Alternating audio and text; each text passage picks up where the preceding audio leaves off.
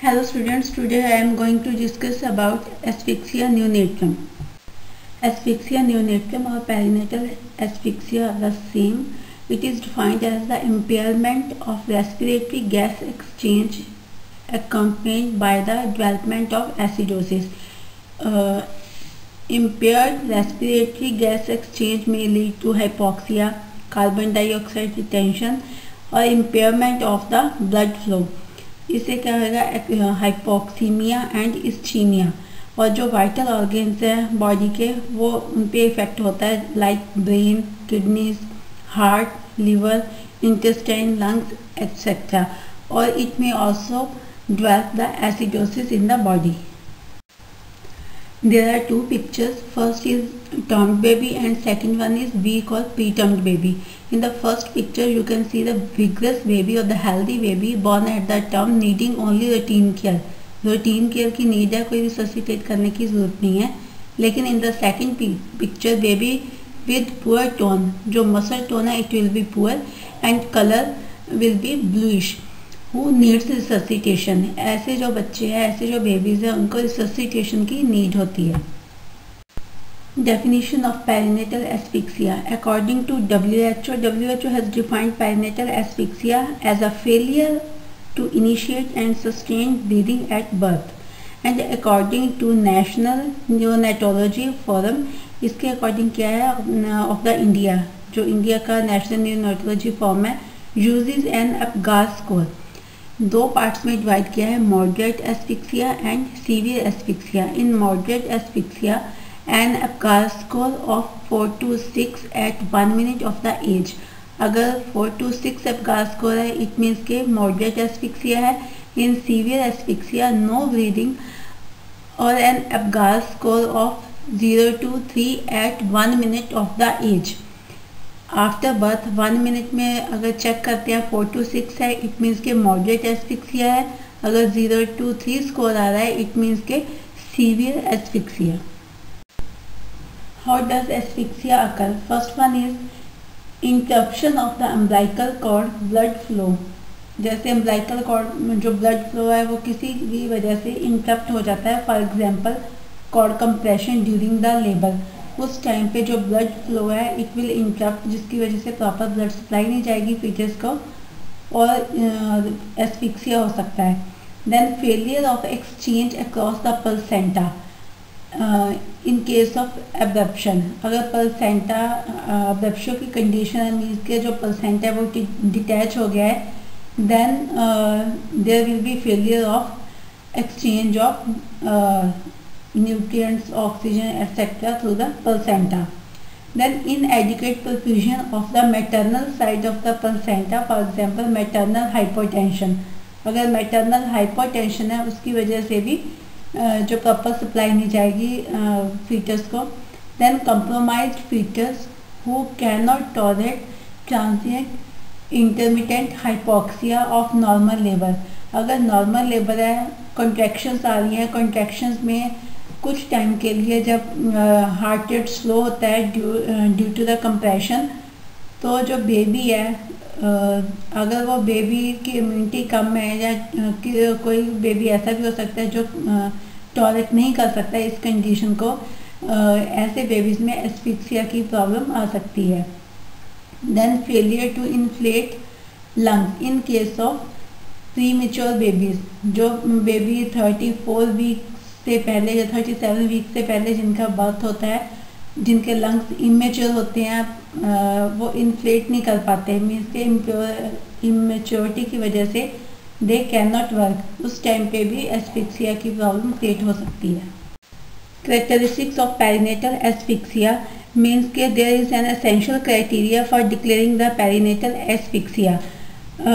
First of all performed metabolic acidosis और prolonged metabolic acidosis. इसमें क्या है, मिक्स्ड एसिडीमिया भी हो सकता है और जो पीएच लेवल है it will be less than 7. ये कैसे फाइंड आउट करोगे? By taking the arterial blood sample from the umbilical cord. Next is persistence of an Apgar score for 0 to 3 beyond 5 minutes. 1 minute पे 0.023 है अपगास score. अगर हम 5 minutes पे भी check करते हैं इम्प्रूवमेंट नहीं होती then the baby will be asphyxiated. Next is clinical neurologic sequelae in the immediate neonatal period. Means neurological manifestations हो सकती हैं like seizures, coma, altered neuromuscular tone, etc. Evidence of the multi-organ system dysfunction in the immediate neonatal period. Immediate neonatal period is of 24 hours. Means के 1 day का जो period है वो immediate period होता है. उस टाइम पे मल्टी सिस्टम डिसफंक्शनिंग हो सकती है, जिसकी वजह से हम बेबी को एस्फिक्सिएटेड डिक्लेयर कर सकते हैं. To assess the severity of asphyxia. Asphyxia की सीवियरिटी को फाइंड आउट करने के लिए हम एप्गार स्कोर देखते हैं. You have already done the Apgar score. The full form of it is A means appearance, P pulse, G grimace, A activity and R is respiration. Predisposing factors are maternal causes, medical conditions like pulmonary hypertension, chronic hypertension, then antenatal conditions, for example abnormal uterine contractions, antepartum hemorrhage, prolapsed cord and malpositions, etc. Then fetal predisposing factors, multiple pregnancies, big baby with CPDs, phallopelvic disproportion, fetal anomalies like congenital abnormalities of the lung. Pathophysiology of asphyxia neonatum. Fetal adaptation to oxygen lag. इसमें जो fetus है उसमें oxygen की deficiency हो जाएगी. Preferential flow to the heart, brain और adrenal glands को जो ऑक्सीजन का फ्लो है वो डिक्रीज हो जाएगा due to the aerobic metabolism. Aerobic metabolism पे इफेक्ट होता है due to the lack of oxygen. किसी भी फैक्टर के कारण, किसी भी कॉज के कारण अगर ऑक्सीजन लैक होगी देन एरोबिक मेटाबॉलिज्म जो है वो डिक्रीज हो जाएगा. मीन्स के जो एनर्जी प्रोडक्शन है it will decrease. Anaerobic metabolism इससे क्या है कि एनर्जी बननी बंद हो जाएगी, बॉडी में एनर्जी प्रोडक्शन डिक्रीज हो जाएगी, जिसकी वजह से जो ग्लूकोज है वो ब्रेक डाउन नहीं होएगा और pyruvic acid, lactic acid and acidosis इनका अमाउंट इंक्रीज हो जाएगा. एसिडोसिस का अमाउंट ज़्यादा होने से फेलियर ऑफ ऑटो रेगुलेशन, जो बॉडी सिस्टम है उनकी जो ऑटो रेगुलेशन है, जैसे हार्ट हो गया, किडनीज हो गई, ये अपने आप काम करना बंद कर देंगे. Impaired perfusion, then increasing acidosis, ये सब होने की वजह से एसिडोसिस और भी ज़्यादा इंक्रीज हो जाएगा. Then at last death unless resuscitated. अगर पेशेंट को रिससिटेट भी किया है बेबी को, उसके बाद भी उसकी डेथ हो जाएगी. Clinical features. First one is apnoea, absence of respiration and bradycardia. Altered respiratory pattern जिसमें आवाज़ आएगी जैसे गैस्पिंग हो गया. Then cyanosis, pallor shock, hypotonia and unresponsiveness to the treatment. Organs involved in asphyxia. Asphyxia results in alteration in the blood flow to the various organs, hence multiple organ injury. Kidney abnormalities occur in 50% of the asphyxiated infants, CNS abnormalities in 30%, CVS and pulmonary abnormalities in 25% infants. Renal abnormalities in which oliguria may occur. Renal impairment can cause hyperkalemia, which requires frequent monitoring and management. Then effects on CNS. CNS means central nervous system abnormalities. HIE means hypoxic ischemic encephalopathy. IVH intraventricular hemorrhage. CVS cardiovascular system abnormalities, ventricular failure mainly on right side. जो right side ventricle है वो उसके ज़्यादा chances हैं failure के. Tricuspid regurgitation, जो tricuspid valve है it may loosen or weak. Hypotension.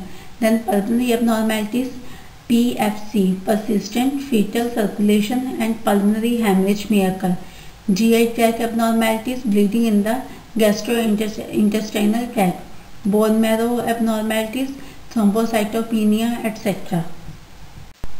in hypoxic ischemic encephalopathy. As the cerebral edema develops, the brain function is affected in the descending order. How to prevent asphyxia? Perinatal assessment, in which regular antenatal checkups, high risk approach, find out करना high risk babies को, anticipation of the complications during the labor. During labor हमने find out करना है कि future में baby को क्या complications आ सकती हैं, और आफ्टर बर्थ टाइमली इंटरवेंशन करनी है, जैसे in case of cord compression और foetal distress, LSCS lower segment caesarean section करना है. Then perinatal management. Perinatal management में टाइमली रेफरल, टाइम पे हमने रेफर करना है अगर केस को हैंडल नहीं हो सकता case. Then management of the maternal complications, prevention, जो मैटरनल कॉम्प्लिकेशंस आ रही हैं उसे प्रिवेंट करना है. Recognition of at risk pregnancies, antenatal monitoring करनी है, फीटल मूवमेंट्स काउंट करनी है एंड फीटल ग्रोथ चेक करनी है. CTG cardiotocography for the change in baseline and for variability. Fetal scalp pH check करनी है. इट में इमीडिएट डिलीवरी अगर हुई है तो it may be less than 7.2, repeat in 1 hour. It may be 7.2 to 7.25. अगर 7.25 है it means it is normal. Then coordinated care at delivery by the paediatrician. Paediatrician को भी जो बेबी है उसकी अच्छे से केयर करनी है ताकि जो एस्फिक्सिया है उसे प्रिवेंट किया जा सके. Organs involved in asphyxia. Asphyxia results in alteration in the blood flow to the various organs, hence multiple organ injury. Kidney abnormalities occur in 50% of the asphyxiated infants, CNS abnormalities in 30%, CVS and pulmonary abnormalities in 25% infants. Renal abnormalities, in which oliguria may occur. Renal impairment can cause hyperkalemia, which requires frequent monitoring and management.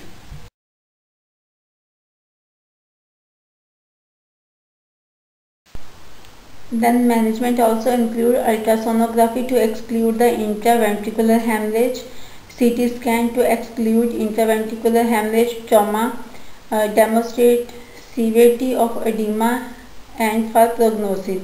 Then MRI. उसके बाद आ गया sportive care, monitor BP, temperature, blood sugar level and correct the acidosis. ये सारे level check करने के बाद acidosis है तो उसे उसकी करेक्शन करनी है and electrolyte imbalance find out करके उसे मेंटेन करना है. Care of the renal failure, low fluid and dialysis. Care of cardiac failure, dopamine देना है, restrict the fluids. Then management of inappropriate ADH. ADH means anti diuretic hormone secretion जो है उसको manage करना है. Then prevent over hydration. Then during the management basic care should be a daily routine in the management of this babies. Strict aseptic technique. Then ensure neutral thermal environment. Monitor vital parameters like heart rate, respiratory rate, blood pressure and pulse oximetry. We have to check the urine output, daily weight and nutrition pattern. Management of cerebral edema. Minimize the cerebral edema by ventilation to prevent apnea and maintain partial carbon dioxide level of 25 to 30 mmHg. Ensure adequate oxygenation, restrict fluid intake, mannitol, furosemide if urine output is established.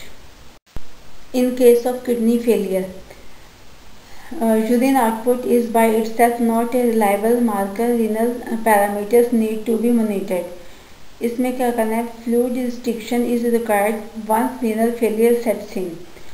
Then a careful evaluation of the electrolytes would direct the fluid management.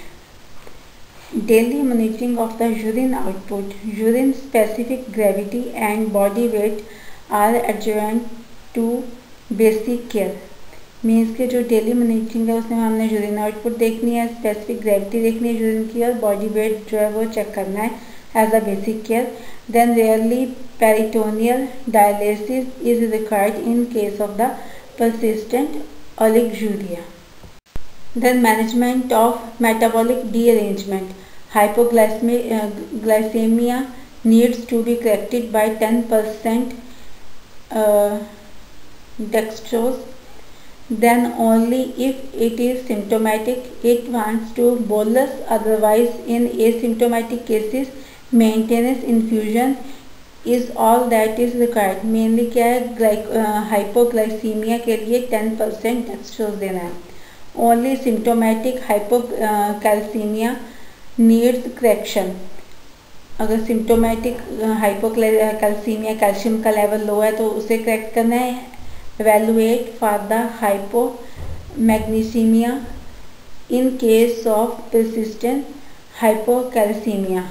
इसमें जो evaluate करना है जो magnesium level है और उसको भी maintain करना है. देन हाइपोनेट्रीमिया में सोडियम का लेवल अगर लो है should be anticipated and prevented by the restricted fluid administration.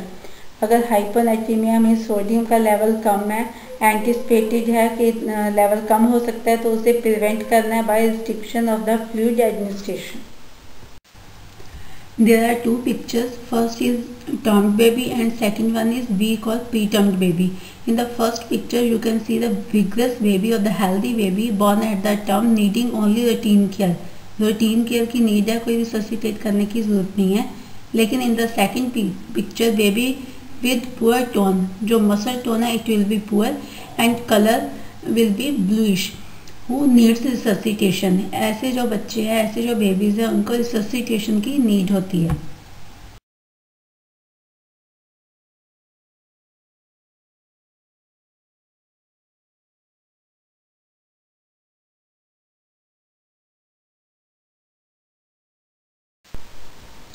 Okay, thank you students.